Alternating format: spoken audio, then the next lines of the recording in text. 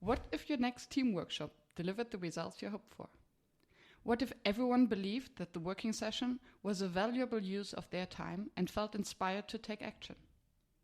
My name is Miriam Hartness, and it is my mission to help you to deliver workshops that work. Today with me on the show is Meg and I. She is a founder, facilitator, and changemaker, and she used to have a life as a corporate strategy consultant. Today we're going to talk about conflict and how to make conflict your ally. Hi, Meg. Hey, Miriam. Good to have you here. Yeah, great to be here. Yeah, how are you doing today? I'm feeling pretty good. Cool. Yeah. And we're going to talk about conflict. Yeah, very juicy topic. Yeah. And I just introduced you as a facilitator and changemaker. And you founded Empatiko. Yes. Which is maybe a movement more than an organization or a business, where you try to facilitate or drive cultural change in organizations. So how did you go from corporate strategy consultant to changemaker? It's a really good question, actually. I started my career in a little bit of a zigzag. Mm-hmm. So my educational background is in psychology, and what has always attracted me is people. Mm-hmm. Thinking about group dynamics, thinking about how to empower people. So I started my career actually in finance and accounting, which to many people think is the opposite of people stuff. But I was in a consulting role. And so what I saw was I was basically the differentiating factor between failure and success was allowing teams to operate in a really efficient, collaborative manner. And it was really interesting because at the company I was at, it was very structured. Mm-hmm. And in some way, there was not a lot that you could play around with the process. Mm-hmm. But there was always this, X factor in teams that I worked with or led that were really cohesive. Mm-hmm. And then those that, you just were getting through the grind. And this made a huge difference because we were in an industry where we were working, 60 to 80-hour weeks. Mm-hmm. We had no social life outside of work. So if things weren't like interesting or fun or connected, it was a horrible experience. Oh my goodness. How did you find balance? Well, I'm fortunate in that sense to be like this super interested, super curious person that I could use those skills of connecting with people or creating environments for connection in this environment where it wasn't necessarily expected. Mm-hmm. Mm-hmm. And so it became actually a differentiator for myself as well.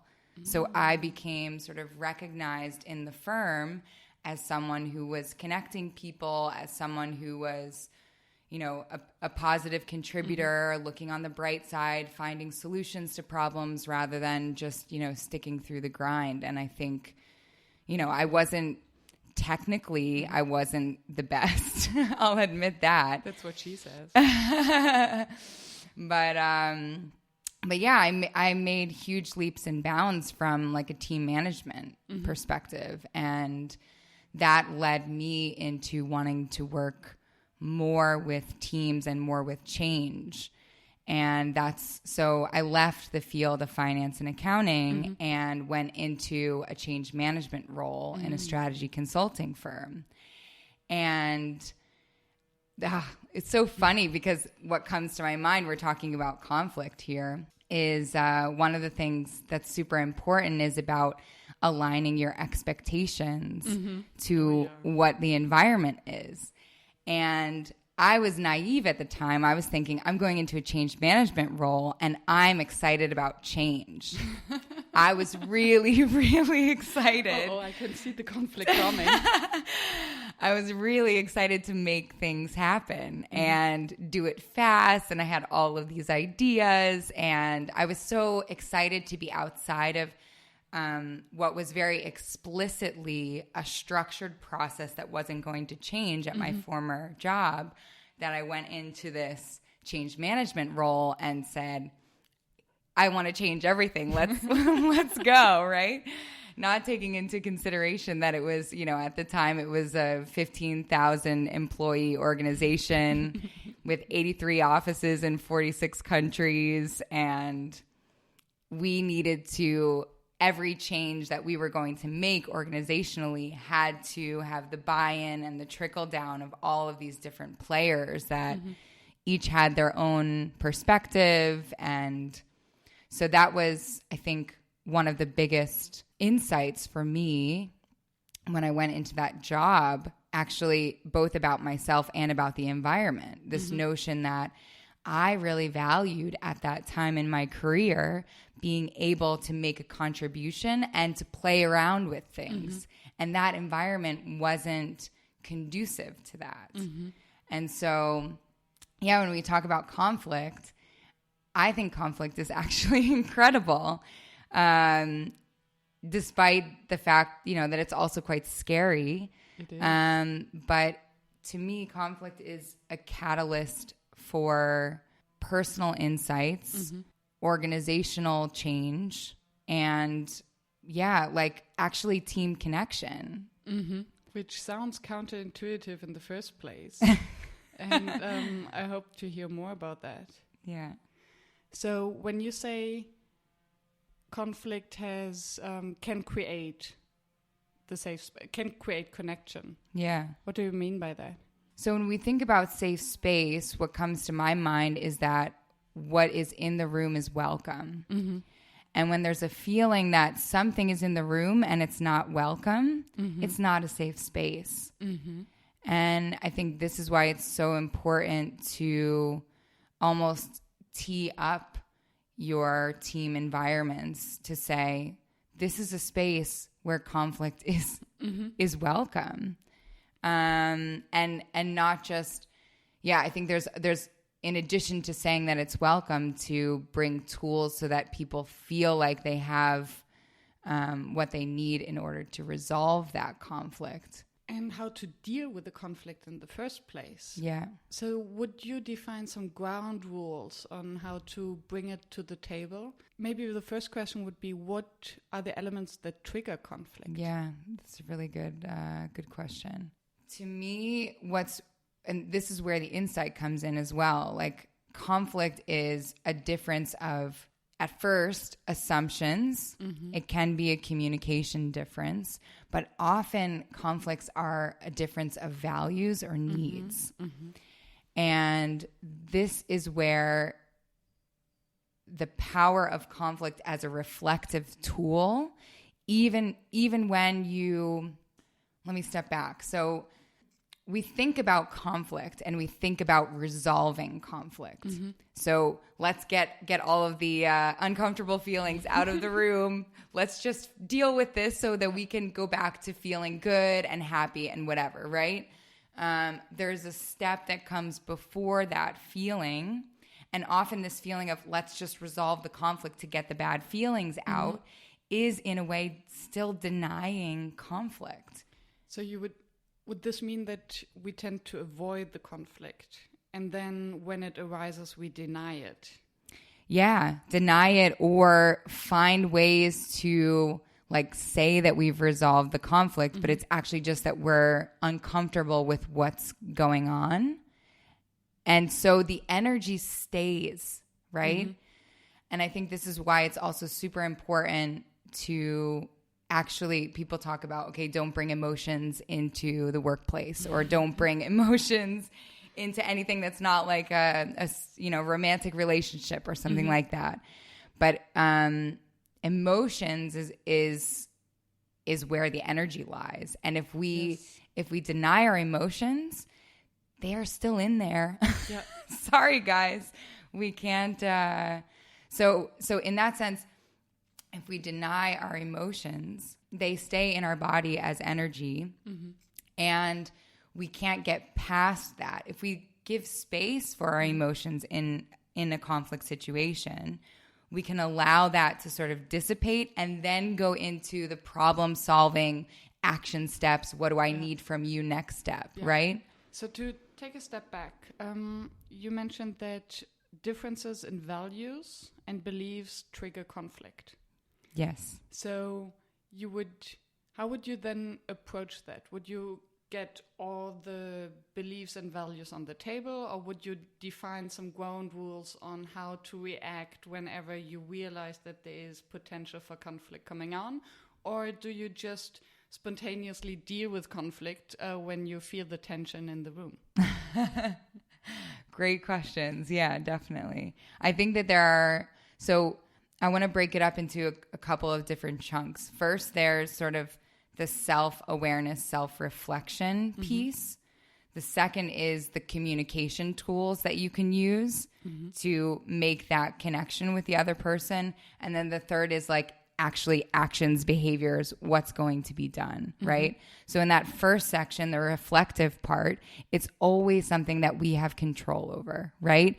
Even if someone's not ready to meet us, or we start to feel some sense of resentment or negativity, but we also understand that there isn't space for that at the time, we can always go into this reflective mode, which is about, okay, what am I learning about myself in this moment?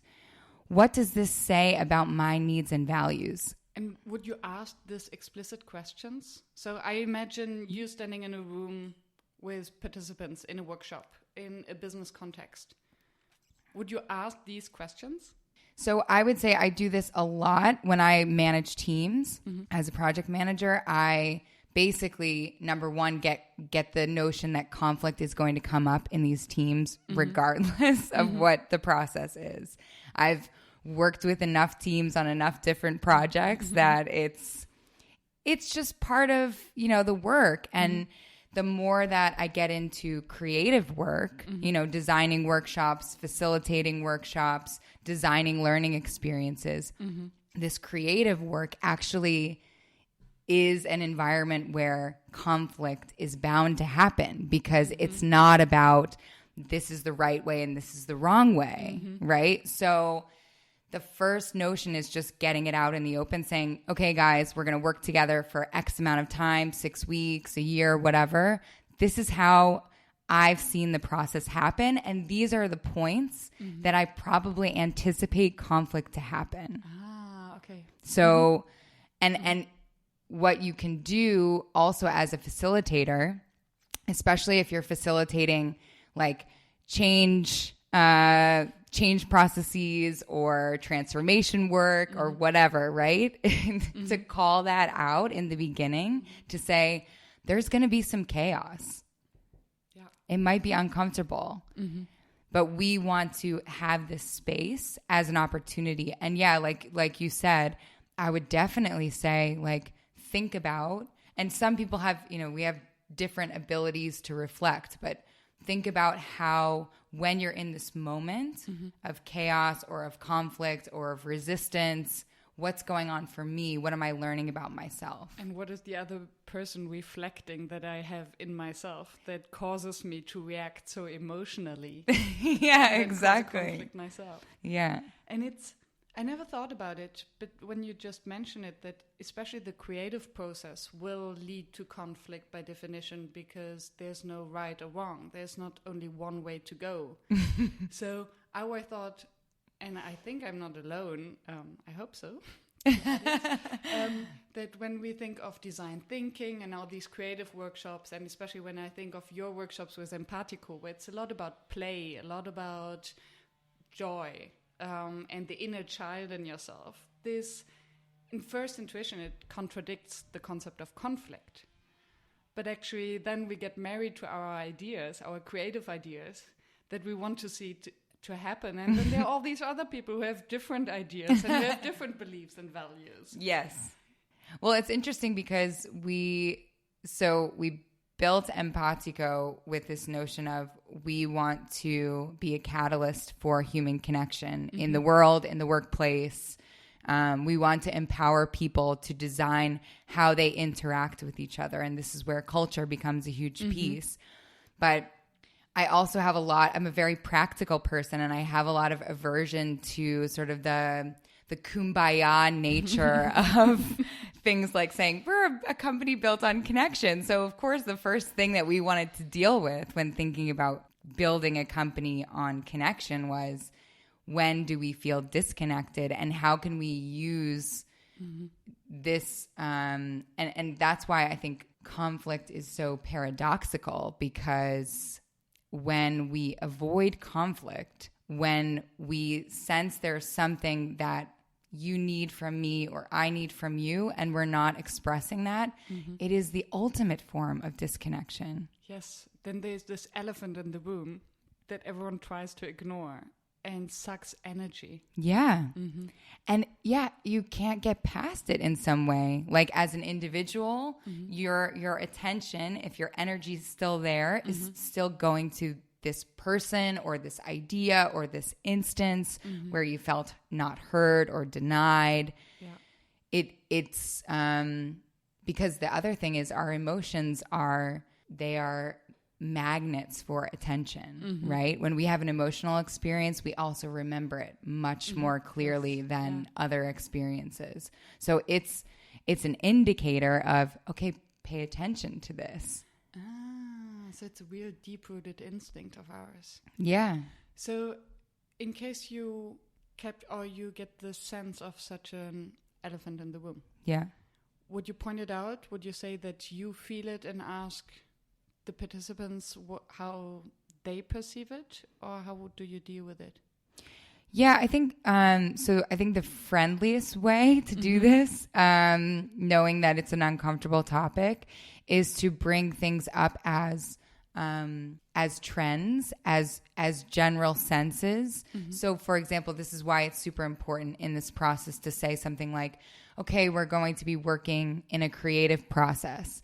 When I've run workshops before, sometimes I've noticed that, people go into, for example, a consensus building mode, which is basically nobody is telling their real opinion. Everybody's trying to be nice.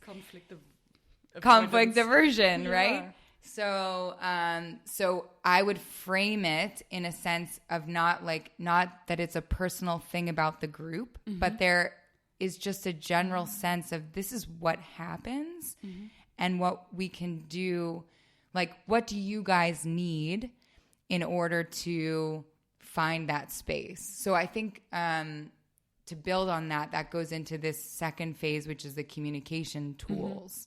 So once I feel conflict and I reflect on what's really going on for me, what's triggering me that I need to express, and what are the underlying needs and values, then you can use communication tools in order to make sure that that's clearly spoken or that you are hearing someone clearly, right? So on the giving end, we use a lot of nonviolent communication tools. Are you familiar with that process? I heard about it before, but maybe you want to just give us a brief summary for the audience who might not know? Yeah.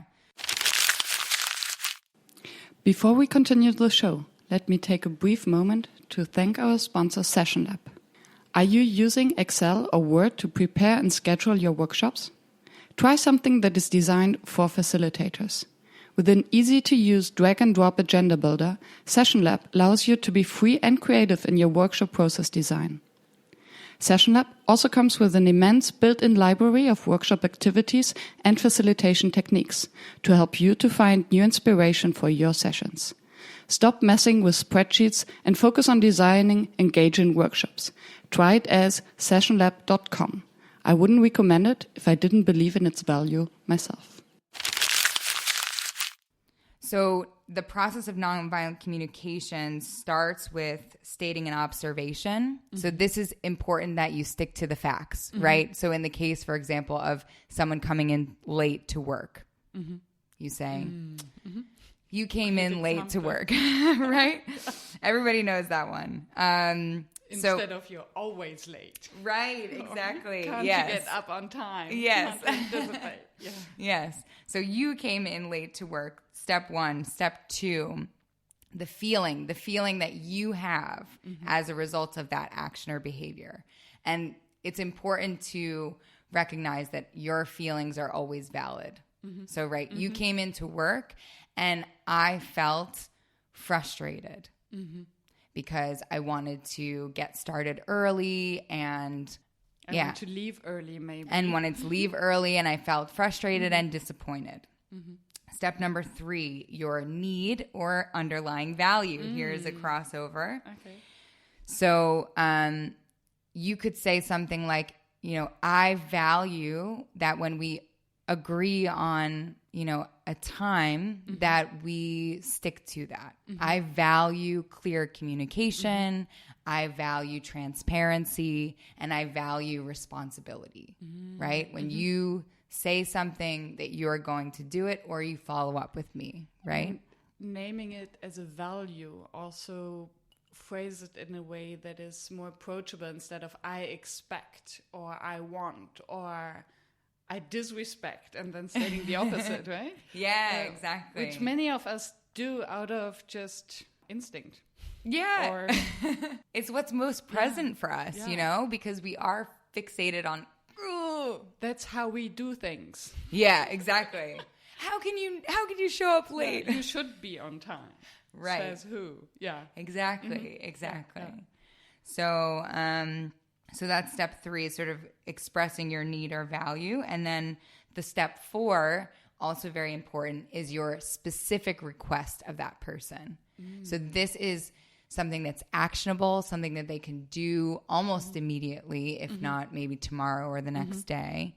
And it's something that creates, something tangible as opposed to leaving things in the air, right? And also helping the other one. So I'm here with you. Yes. And I'm willing to constructively help to change this behavior that contradicts my values. Yeah, exactly. And it's so funny that you mentioned that too, because if you get into more advanced skills in conflict management, you can actually co-create that request. So if we're working together and I say, well, what I would request is that next time you don't show up late.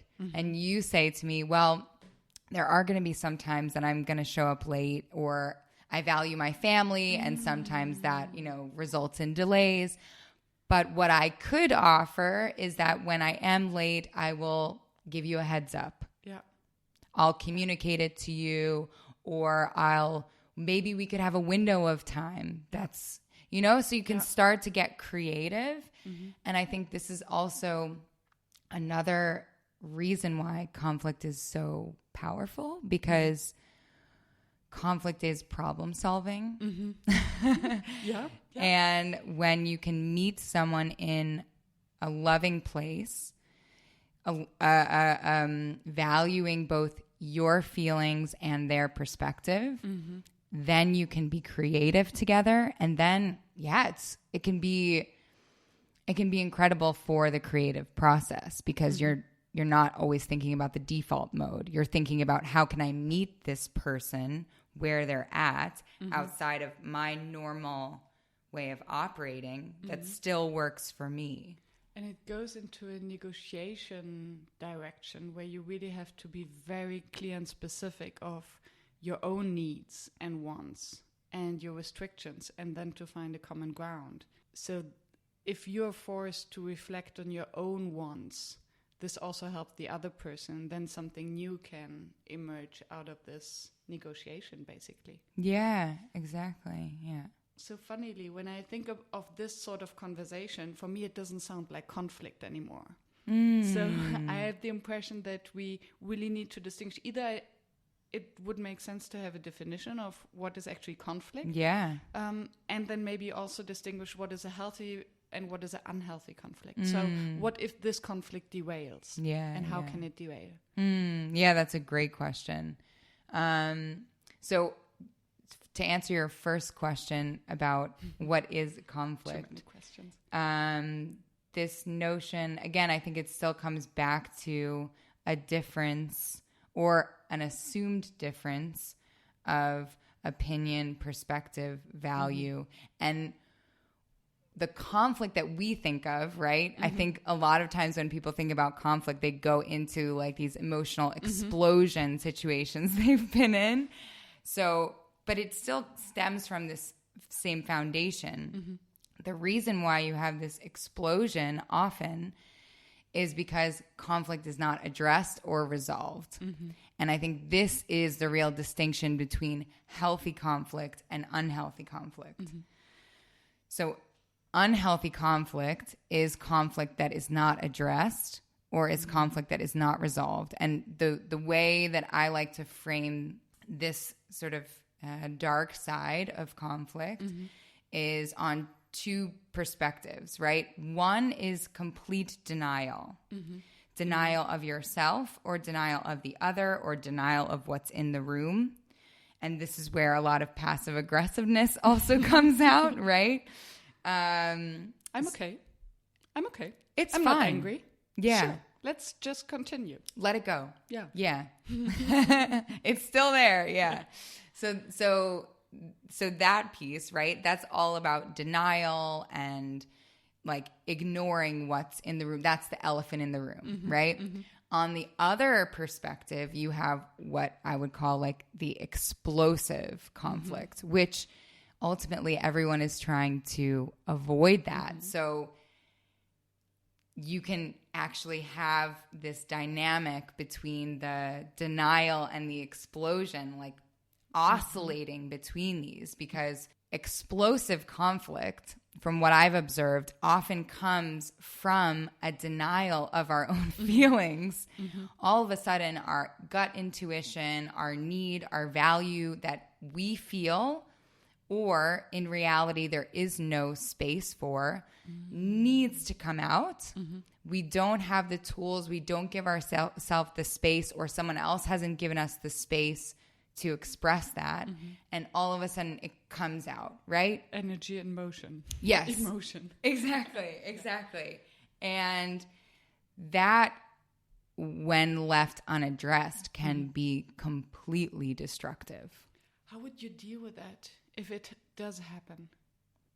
It's a really good question. I think I haven't dealt as much with it in workshops as I have as a project manager when you're in the weeds, right? Where you have less control on the processor as well. Yeah, exactly. And also, people are working together in a sense that they're in a project. And there's a lot of stress when it comes to project management. So what I would do is typically, number one is about giving people space and time to process their emotions. I am saying this because I've learned from experience. Sounds like it. Our temptation is always to dive deeper in and get more defensive and meet anger with anger and need to make our point heard. But it's so hard. We are in that emotional space and our emotions need time to be released, but it doesn't work to necessarily release them in each other's company. So I think in some way, like maybe not calling it a timeout, but like some sort of timeout for the parties involved, just so that they can relax. And also, if there is space, allow them to figure out what is it that really came up for them that triggered this. And if they can, again, if there's space after the emotions settle down, if they can discover what is it that I need, what is it that I value, that I feel like is being denied here, right? So what I think is also important to note is that it's by sort of giving people some time to process emotions is not about denying their emotions. It's actually about giving space for that. It's not saying, okay, emotion's not welcome here.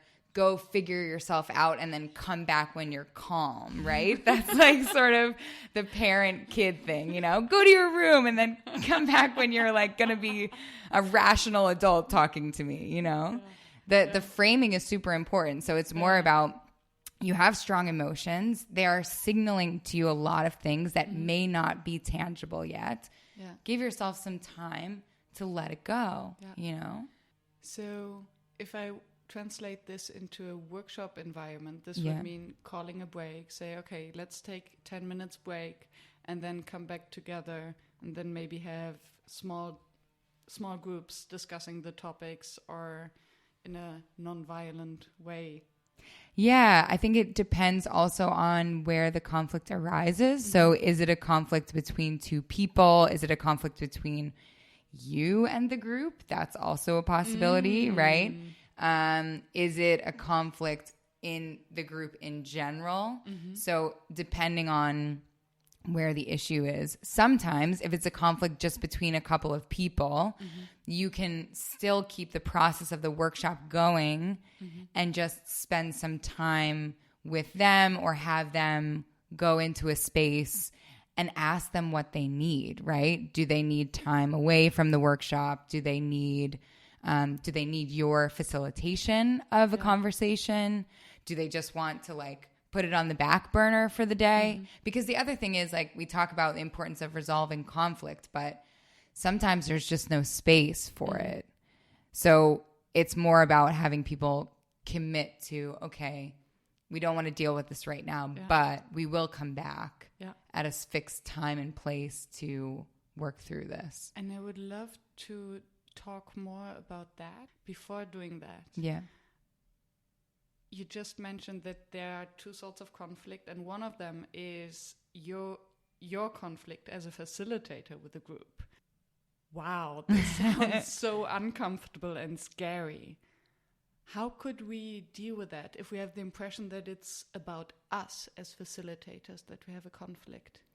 Yeah, it's a good question. I think a lot of this has to do with our assumptions about, as facilitators, about what is needed and then what's actually needed. And it's a tricky balance, right? Because in some sense, we are trying to push people outside of their comfort zones, have them be in chaos, have them be in a process that's not super comfortable for them. So sometimes those emotions just come out directed towards us as a facilitator, even though it's a frustration with the process.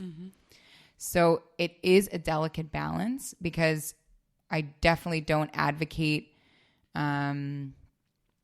as a facilitator looking at yourself and saying, oh my gosh, if there's people that don't like me, then I'm doing something wrong.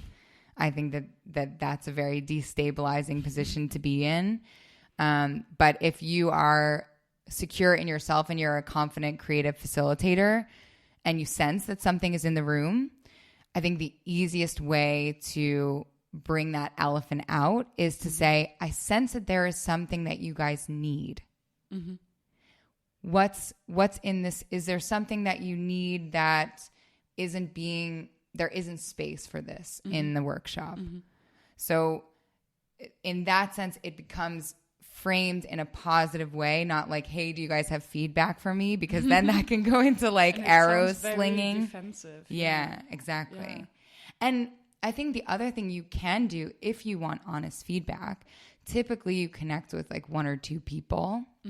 I do this often when I facilitate. I try and connect with individuals that are coming into the workshop in the very beginning, just as a personal, it's super important. If you don't feel connected to the group, then you're sort of off on your own anyways.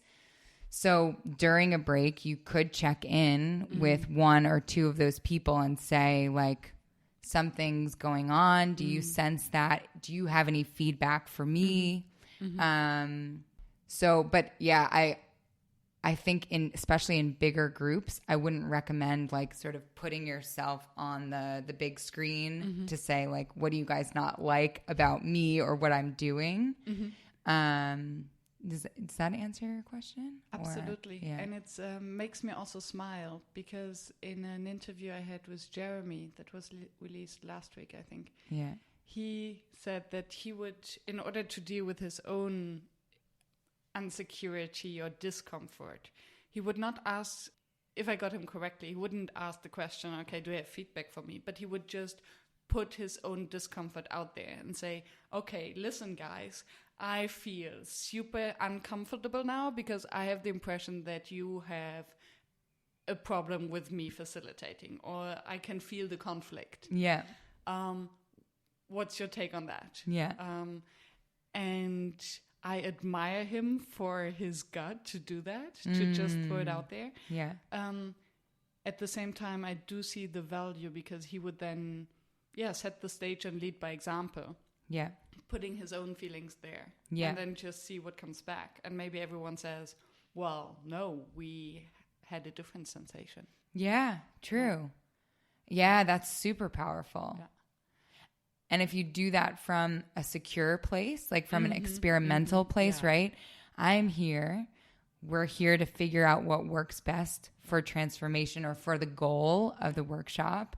And I sense that there's something that's off, that's not allowing us to get there.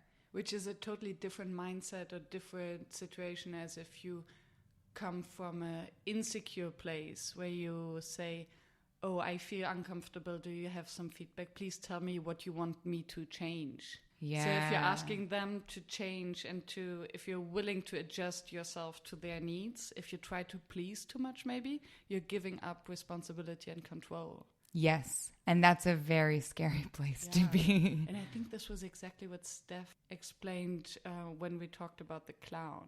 That a clown doesn't try to please because otherwise he gives up responsibility. Yeah. Yeah. Okay. Cool. Thank you for making this clear. I think that's very important for a facilitator also how to deal with their own conflict and discomfort when the group is in conflict with them. Yeah. And we wanted to talk about resolution. Ah, yes. Yeah. Yes. So assuming that there's a conflict not between us and the group, but within the group. Yeah.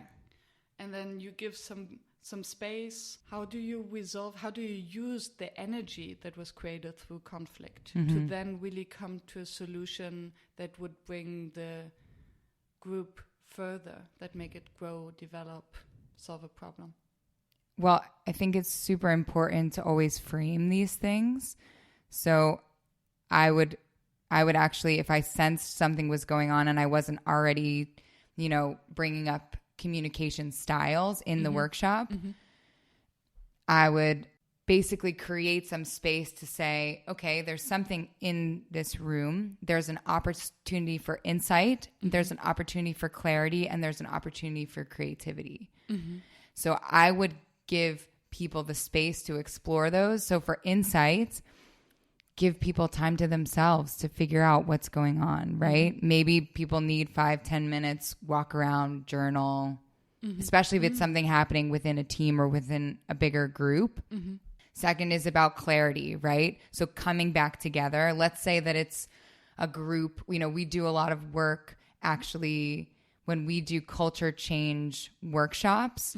We have employees and managers and people from all different levels and departments of organizations coming together to look at how they work together and then design ideas that actually nudge behavior change, right? So this is it's already emotional work.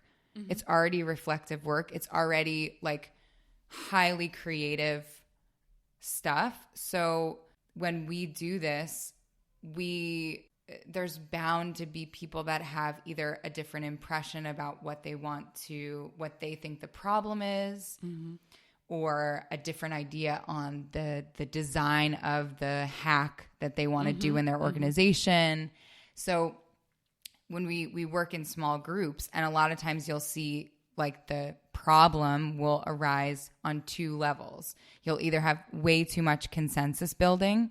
So everybody's being nice, everybody's denying their own feelings, but you never get ideas from that, right? Or you have people that are, keep arguing, or instead of being productive in their creativity, they're destructive, right? So you give an idea and I say, no, that won't work because of blah, blah, blah, right?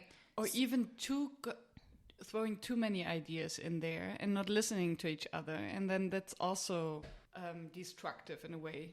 Yeah, exactly. Because you're not building on each other.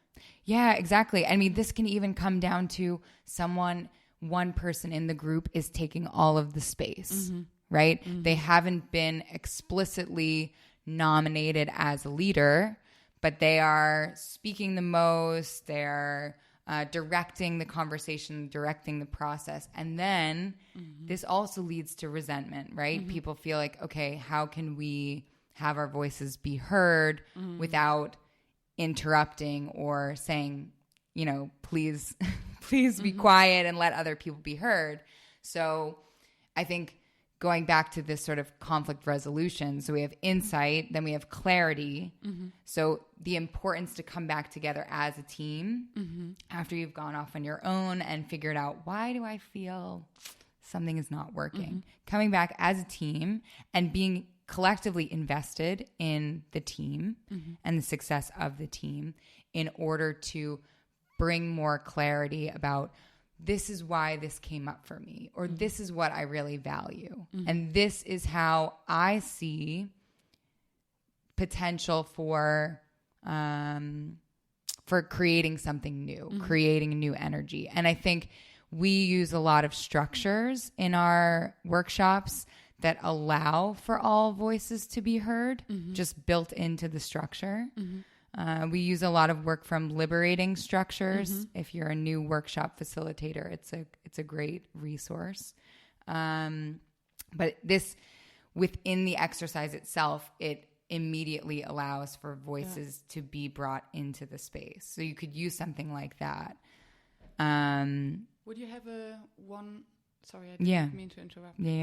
But maybe you have one favorite exercise that for you usually works.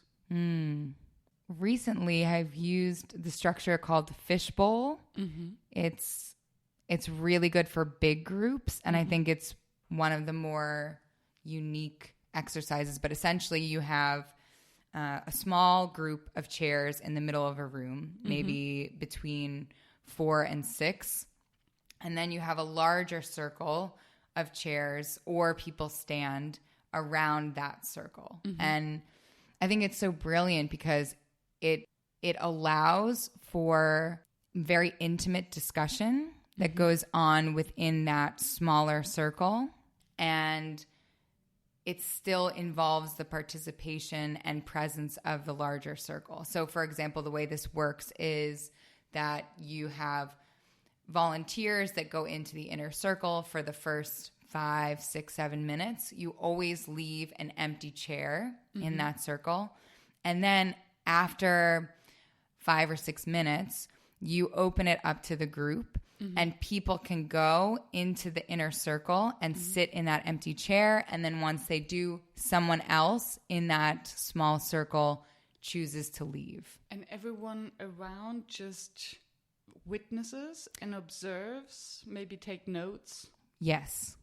And what would be a topic that is then discussed by the inner group? What would you use this framework for?